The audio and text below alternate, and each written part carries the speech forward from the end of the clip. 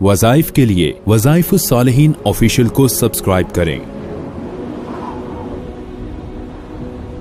وظائف الصالحین آفیشیل۔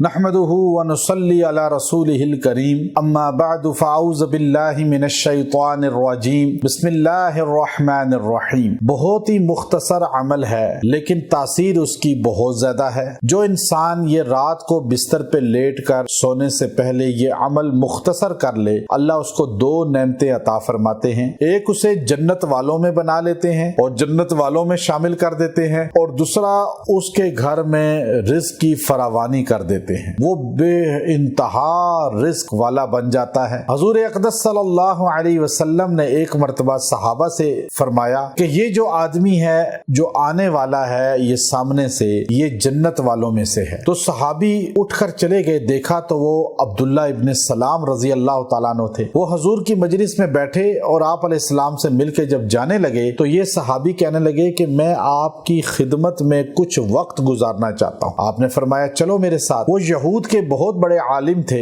اور اسلام لائے تھے مدینہ میں، اور عبداللہ ابن سلام کا نام یہود کے بڑے علماء میں ہوتا تھا، اور وہ یہود چند مسلمان ہوئے جن میں یہ سر فہرست ہیں۔ جب یہ صحابی ان کے گھر چلے گئے تو ان کے ساتھ ایک دن اور ایک رات گزار دی، تو اگلے دن فرمانے لگے عبداللہ میں نے آپ کے زندگی کے معمولات میں کوئی زیادہ تبدیلی نہیں دیکھی، ہم بھی وہی اعمال کرتے ہیں جو آپ کرتے ہیں، ہم بھی وہی پڑھتے ہیں جو آپ پڑھتے ہیں، لیکن ہمارے نبی صلی اللہ علیہ وسلم نے کل جب آپ تشریف لائے تو یہ جملہ کہا کہ وہ جو سامنے سے آ رہا ہے وہ جنتی ہے، جنت والوں میں سے ہے۔ تو میں یہ بشارت سن کے حیران ہوا کہ عبداللہ ابن سلام کو یہ فضیلت کیسے ملی، تو میں آپ کے ساتھ اس لیے آیا کہ وہ عمل دیکھوں جس کی بدولت آپ جنتی بن گئے، حالانکہ وہ سارے اعمال جو آپ کر رہے ہیں ہم تو کر رہے ہیں، پھر آپ کی خاصیت کیا ہے؟ تو عبداللہ ابن سلام رضی اللہ عنہ نے فرمایا کہ میرا ایک خاص عمل یہ ہے سارے اعمال سے جدا کہ رات کو بستر پہ لیٹ کر سب سے پہلے آج دن میں جس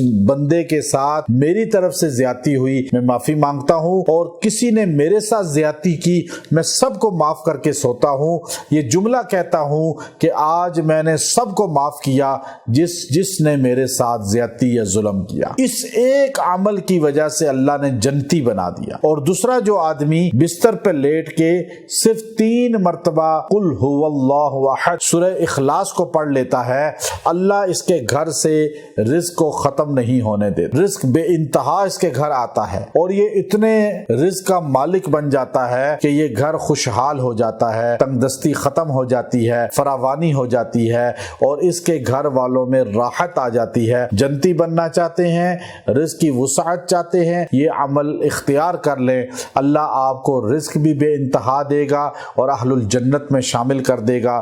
وآخر دعوانا ان الحمد للہ رب العالمین۔